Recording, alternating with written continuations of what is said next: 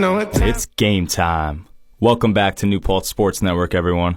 Your home for all athletic news, information, and updates for your New Paltz Hawks. I'm your host, Michael Ascanio. I'm a senior here, and I'm the center fielder on the baseball team. Every Monday from 7:30 to 8 p.m. on WFNP 88.7 FM, we will dive into the journeys of our NCAA athletes from various sports here at SUNY New Paltz. I'll be bringing on student athletes here to have conversations to really get to know and give them the platform to share their experiences while playing here. So that's what to expect. I'm excited, and I'll get right into it. And we're live in the studio for the 9th episode. Welcome, everyone. We have another big show today with a special guest in the house. Big playoff vibes this week, and I'm excited to get some insight from a defensive catalyst of the women's soccer team. But first, as always, I want to announce the upcoming home games this week on campus because it's a big week. So Wednesday, November 6th, we got a whiteout for both of these upcoming games, I'm about to say. So women's soccer, they play at the South Turf at 1 p.m. versus Fredonia to kick off the SUNYAC playoffs. So everyone wear white. And then for field hockey, also plays in the SUNYAC semifinals at the North Turf at 2 p.m. versus Oneonta. So an hour in between, and you're going to wear white as well. So that should be awesome. Everyone pop out. And then to wrap it up on that same day, women's volleyball finishes up the day in the Hawk Center at 6 p.m. versus Vassar. So then, depending on those wins from soccer and field hockey, then they would play on Saturday, October 9th. So the times and the locations are to be determined given the circumstances. But women's volleyball, they run it again at home for a tri-match that Saturday in the Hawk Center at 11 a.m. versus Stevens, and then 4 p.m. versus Drew. So everyone pop out. It's a big, action-packed week ahead, and everyone's got to show up and support. So, yep, it's whiteout themed for these playoff games, so wear white and get loud. All right. Just wanted to give that insight there. So to kick off this 9th segment in the Hawks' hot seat, she was named the SUNYAC Defensive Player of the Week this week due to her key performance holding both Oneonta and Oswego scoreless through 2 games to clinch the #1 seed, playing a pivotal defensive role to lead the Hawks to one of their best seasons of all time. I'd like to welcome junior defender from Smithtown, New York, number 21, Hannah Wellinger. Hannah, what's up? Thanks for coming on. Thank you. I'm excited to be here. Now, before we get into everything, be sure to check out at New Paltz Hawks on Instagram, TikTok, Facebook, and X. You guys know the deal. All the game content and news, schedules, photo gallery, and any other important information you need, it is all there. So everyone check that out. And there's been some sick pictures of women's soccer games in the gallery so far, courtesy of Monica, Kate Wilson, and Ethan Scully. So check them out. Hannah, you've checked out the photo galleries. I mean, you guys have sick pictures. Yeah, no, they do such a good job, honestly. And the little videos they do are some of my favorite things to watch. They're so good at editing. They're so cool. Together. All the Instagram reels, yep. Mm-hmm. So you could find all that at the New Paltz Hawks, Instagram, TikTok, the whole thing. You guys know the deal. So before we get into the meat of the questions and insight, we're going to do a quick 1-minute PSA break, and then we'll get right into it. Right now, our country feels divided, but there's a place where people are coming together. I was nervous to talk to someone so different than me. Me too. Love Has No Labels and One Small Step are helping people with different political views, beliefs, and experiences connect through conversation, and it feels good. This conversation gives me hope. It gives me a lot of hope, too. Take a step toward bringing our country and your community together. Start a conversation at lovehasnolabels.com/onesmallstep. A message from StoryCorps, Love Has No Labels, and the Ad Council. August was born 3 pounds, 9.8 ounces. When I first saw him, it was a whole range of emotions. There's stuff I still want to do. Being a young dad, it's not giving up. It's shifting. I looked through his eyes. I envisioned a whole future with him already. To throw the first football to him, give him ice cream for the first time. My life is now devoted to his life. Through all of fatherhood's firsts, never stop being a dad. Visit fatherhood.gov to hear more. Brought to you by the U.S. Department of Health and Human Services and the Ad Council. All right, we back. So, all right. After a 13-2-2 season, 8-0-1 in conference, and finish off the year on an 8-game win streak, Hannah, how's the team vibe heading into Wednesday's playoff game versus Fredonia at home? I think we're really confident compared to how we felt for previous years. Fredonia is an opponent who's good, but like, I don't know. I think we're really confident going into it this year. We have a really good group of seniors that lead us through everything, and it's their last year. So I think what we all have in mind is that we want to give everything we have to make sure they get the best season of their career. Hell yeah, especially at home. A whiteout, like we said. Everyone's going to be rowdy. That's going to be so much fun to watch. So I'm excited too. And what a great regular season. You guys, if I'm not mistaken, you're second all-time in wins. So you beat the previous record. The number one record is 14 wins in a regular season, but you guys now hold the second spot with 13 wins. So just unbelievable. Okay. Congrats on the year. And on the flip side, what does it mean to clinch the number one seed in the SUNYAC playoffs for the first time ever? I think we're really excited about it. I think as much as it's exciting to us, though, I don't think we were necessarily surprised. I think we had like the idea that we would be in this spot throughout the whole season, and rather than focusing on like what our final spot is, whether we're going to get first, I think we focused more on like how we're doing that day and like making sure we're making the best of that day and going forward. I love that. Yeah, you guys knew you could get in that position. Yeah, and just saying, ever since your teammate Maddie Franklin came on the show, you guys were 5-2-2. So now you guys are on an 8-game heater.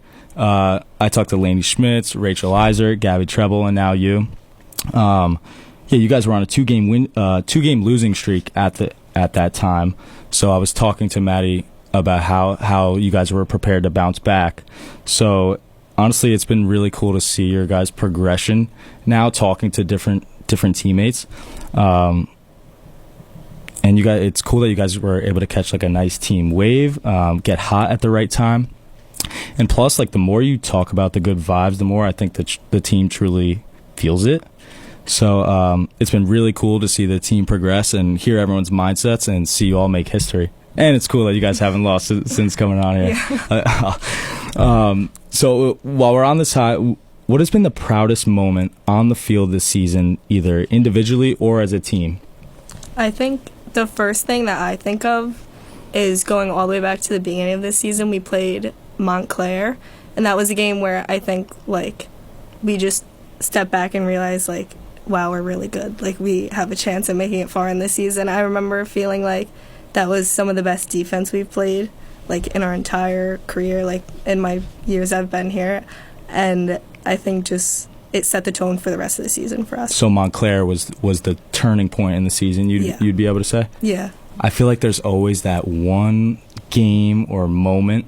That's why I wanted to ask that, like, everyone then feels it, and you know that you guys are legit. So that's cool. So Montclair State. And then if you're able to, what do you think the biggest factor that helped the team hit this winning momentum at the end of the season? I think going back, I'd say our seniors again. I think we have like a really close-knit team this year, but just seeing like their devotion to the game and their passion to wanting to win and like how much they want the result, like it's a ripple effect for everyone else on the team. Yeah, it's so cool. You guys really have a nice, strong leadership group. So that's awesome. So the seniors, yep. Shout out all the seniors, dogs. So then looking back from when you started here as a freshman to now as a junior, what do you feel has changed the most about your game or even the team's game as a whole? I think for me personally, I know a lot's changed because when I first came in, I was a center back, so I like never did anything offensively, and I also came in like really, really quiet. Like, I know some of the upperclassmen make jokes that I was like a mute in my first month here because I just never spoke. But yeah, I've learned to grow a lot more and communicate a lot more and just learn to be more confident on the ball and going forward. Cool. Yeah, I love that. I mean, communication is key. So, and I know coming to a college, especially college sports, sometimes it can be nerve-wracking to like get out of your shell. Right. Yeah. So no, that's cool. And here you are now talking on the radio. So you've come a long way. It's awesome. Yeah. So let's go over your position now. So you're a main defender on the squad, and I feel like defense sometimes it could get overlooked. You know, it often doesn't get as much spotlight as scoring and offense, but it's crucial. So how do you keep the energy up in such a demanding position and, like, motivate the team defensively? I think most of it stems from just the 5 of us, like, including the keeper into it, like, just our communication with each other and motivating each other in each play. I think a lot of the motivation also just comes from, like, individual battles. Like, if I could think of it right now, when I go up against someone and I'm confident that I'm beating them or I'm shutting them down, like, that's what motivates me. And then it's, like, a ripple effect for everyone else, and I'll spread it to whoever's next to me, and, like, they're going to do the same to me. Hell yeah. So I'm curious, especially since you're running constantly, you're constantly on the move. Do you have any either breathing techniques, mental phrases, or anything at all that keeps you locked in and staying moving? Honestly, for breathing, I'm probably the worst person to ask. Why, I'm always out of breath. I'm always dying. Well, I bet. Huffing and puffing? No, yeah. But for phrases, I mean, we have a team phrase. We always say, like, pursue excellence. And it's just not about, like, pursuing a level of perfection, but, like, trying to reach excellence where you can make mistakes, but you're being, like, the best version of yourself in that moment. Yeah, and you just keep going. Mm-hmm. Bad play, keep going, flush it. I've talked a lot with your teammates, too, about that and the mindset of, pursuing excellence. Mm-hmm. It's not always being perfect, but it's being able to flush the negatives and just keep going. That's my specific motto, keep going. And the team motto was go to war. I've mentioned that a lot. I've heard that a lot. That's our thing. Yeah. So go to war with the girls this week, especially. I think I definitely utilize my breathing to slow everything down and, like, recenter. As a center fielder, I'm definitely running a lot. Now, I know it's different, and you're most likely constantly moving as a defender. So, like, I have breaks in between, luckily, but, like, you get the picture. Mm-hmm. But yeah, breath work is definitely good. Definitely running out. Like pregame, and I'm all hyped and anxious and just, like, ready to go. My heart is beating out of my chest. It could be hard to, like, recenter a little bit. So yeah, that's definitely what I do. But yeah, you're definitely always on the move. So I understand the huffing and puffing. So to relate it, so now when a ball's hit to the outfield in baseball, I often have to heavily communicate with the left and right fielder to avoid any mishaps. How do you communicate with your goalie and other defenders during a game to make sure everyone is in sync, I think Maddie said it best once. I don't know if she said it on the radio, but she mentioned that our old coach told her to, like, pretend the game's a commentary. Like, and just, like, you're... She did say that. Yeah. Like, you're just watching the game and you're saying whatever is coming to your mind. And I think that helps a lot because it kind of takes away the pressure of thinking, like, am I saying something that's right or am I wrong? But, just honestly saying whatever comes to your mind. And also, like, all of us in the back line have an understanding that, like, nothing is personal. Like, if someone is yelling out at you to do something and you don't agree with it, like, you just got to take it and run with it. Yeah, right. It's all the heat of the moment. Mm-hmm. I like that. Yeah, talking like it's commentary. Mm-hmm. I guess that's definitely the best way. I never played soccer myself, maybe a couple games when I was little, but I definitely like to hear the insight because I've always been curious how you guys do that. And then, as a center fielder and you're a defender, we both need quick reaction times and really solid positioning. For you, how important do you believe that positioning is versus speed? I think it's both, but I think positioning is a lot more important. Like, it really depends on who you're up against, but you could be, like, the fastest person on the field, and Paris Burke is gonna beat me every time, like, no matter what. Like, because she's just in a better position, right? Or she's just the fastest person I've ever seen in my life. Is she really? Yeah, she's really fast. But positioning, I would say, is more important because you're always just prepped to go to the next spot, and being out of position can be a really big issue in a game. Yeah, because I don't know if you're familiar with, like, the outfield. If I'm set up in left center and the ball's hit to right center, I can be as fast as possible, but I'm in the wrong spot. Right, yeah. So I was just curious what your take was that. So we'll take a quick turn here. What is one piece of advice that you'd give to younger players looking to play at the collegiate level? I honestly, when I looked at this question, I liked it a lot because it's something I know me and Brooke on my team talk about a lot. But our old club coach told us to kind of go into college with the mindset that, like, you're going to do everything you can and you should expect, like, nothing in return. Like, don't expect playing time. Don't expect to be the star of the show, like, when you come in, even if you're the best player on the team, because it's just going to, like, bring you down. And if you're thinking about playing time and you don't get what you want, you're going to affect your playing. You'll never be at your best level. And if you continue with the process and, like, just expect nothing in return, eventually, like, you're going to end up getting what you want. Oh, I really like that. That's very good advice. Hopefully people can hear that and really take that, because that is good stuff. So on the flip side now, we'll stay on advice. What advice would you give to your teammates for staying confident and grounded through the intensity of the playoffs, especially with Game 1 on Wednesday? I think just taking care of ourselves in these next few days. Like, if you know you're starting to psych yourself out or freak out, like, talk to each other. We have a large team that all loves to talk to each other, so if you're ever feeling down, you can always grab someone on the team and have that conversation. Good. To keep going here, so other than the goalie, Maddie Franklin, you have played the second most minutes on the team at 1,291 minutes in 17 games.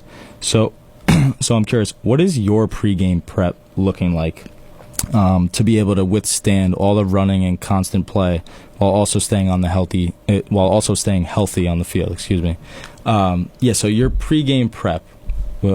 How do you get ready? I drink a lot of Celsius before and a lot of caffeine. I also use heat a lot. Like, my heating pad is always with me because I get really tight muscles, obviously, from running. So, the morning before a game, I'll try and sit with my heating pad as long as I can so that I'm ready and stretched for the game. So you got your own heating pad? Yeah, I do. I can't even go to the trainers. I need to get one of those. Yeah. Okay. All right. So heating pad. What about eating or? Eating, it changes every time, but I do love the pickled pig, bacon, egg, and cheese. Oh, really? It's very good. Yeah. I did have that recently because that just opened up, right? Well, it opened up this year. Yeah. Mm-hmm. Pickled pig. Yeah, nice. I know. It's right next door to me. So like when we compete, I mean, they are long and taxing days, and there's so many factors beforehand that, like, tie into your play. Like, for me, it's sleep. I mean, is a big one. Breakfast and lunch. Like, and sometimes it could be hard. We have to wake up really early. I mean, if we're on the road, we have to wake up really early always.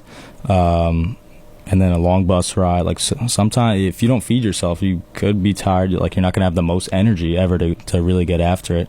So I definitely try to get good sleep, clean room, make sure homework's done, like, because all that could really scatter your mind, what I mean? And then, I guess the last thing is just your mindset, being ready to go for those long days. I think those are important. Because as athletes, I mean, we do tend to kick into, like, a second gear and eliminate all that doubt, fear, tiredness. I mean, you're running constantly throughout the game, so you tell yourself to keep going. Like, no one is going to beat me. I am the best, and eliminate all the outside noise and inner noise. So that's the goal, at least. Especially at this time of year, you guys have made it so far. Nothing's getting in your way. You want to be on point, and you guys will. So just wanted to throw that in there. So lastly, how special is it to be able to fight for a championship on the home turf at New Paltz in front of your family, friends, and peers in the home uniforms and feeling support of the crowd for the very first time? Honestly, I think it's really important to us. We love our home field compared to a lot of the other fields that we play at, and also, like, New Paltz is so close to our house and, like, so far away from, I don't know, the upstate. Further you go is so much further from where we all live. So it's nice to have our family, like, come to our games. And being at home, like, with the fan support is so important. Like, when we go to other games and the fans aren't there, I feel like you can just feel the energy is a lot more off. Yeah, right. So, oh my God, that should be so exciting. I'll definitely be there. I'm excited to watch. I'll be wearing white. Everyone wear white. And that'll be so cool. So I'm definitely really, really excited for you guys, and it's going to be dope. Take it home. All right, cool. I love getting those insightful questions. You know what? We're going to do a quick PSA break for a minute, and we'll be right back, and we'll finish this thing up. Last 10 minutes. Let's put out this campfire. Dad, Smokey the Bear said to... Drown it with water, then stir it with a shovel and repeat until cool. Wow! Where can I learn all this? It's all on SmokeyBear.com, because only you can prevent wildfires. Brought to you by the USDA Forest Service, your safe forester, and the Ad Council. Are you prepared for an emergency or disaster? Because it's not a matter of if, but when. Don't find yourself saying, when the storm rolls in, my time to find a pet-friendly evacuation center will have run out. The scorching heat wave will leave me powerless to cool my insulin. I'll face a hurricane without meds. Now that's a tough pill to swallow. Let's prepare so we all have a better story to tell. Get started at ready.gov/older adults. Brought to you by FEMA and the Ad Council. All right, we back. So we're going to do Hawk quick pitch. I'm going to shoot out a bunch of curveball questions, and she's going to answer as fast as she can. So, all right, let's start it. Game day must-have item. Probably Celsius. Oh, yeah. Yeah. I always have my C4. Yeah. Favorite hobby when you're not playing soccer? I'd say going on walks or going to the shops in town and shopping. Oh, cool. Most intense moment this season? Probably Montclair State. Montclair? Yeah. Are you a morning person or a night owl? Morning person. Morning. Mm-hmm. Do you like the home or away jersey better? Home jersey. The white. What is your favorite food spot in town? Pho Tibet. It's like right across from Lola's. It's so good. It's a little really? Vietnamese restaurant. Oh, I've never been there. You know what? I'm going to try it now. Coach's phrase that you hear the most? In a minute, but not yet. In a minute, but not yet. What's a movie that you could watch on repeat? Maybe 10 Things I Hate About You. Which teammate is most likely to be a coach one day? I'd say Sam Walmart. Sam? Yeah. One item you can't live without at school? I have to go on my laptop. Yeah. Definitely trustworthy item. Who's the first person to help lift the team's spirits after a loss? MJ. Favorite music artist or band right now?